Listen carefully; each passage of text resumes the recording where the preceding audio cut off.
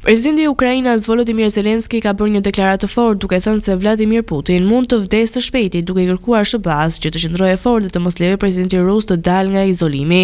Zelensky mbështeti këtë pohim me aludime të mëparshme mbi shëndetin e rënduar të Putinit, përfshirë spekulime për kancer dhe Parkinson, të cilat janë përforcuar edhe nga inteligjenca ukrainase. Putin, i cili është 72 vjeç, ka qenë subjekt i shumë thashëthemeve për shëndetin e tij, pasi është parë në disa raste me simptoma shqetësuese si dridhje të duarve dhe këmbëve, fytyrë të enjtur dhe të të turbullt. Ka pasur gjithashtu spekulime për përdorimin e një sozi për të mbuluar problemet e tij shëndetësore në paraqitjet publike.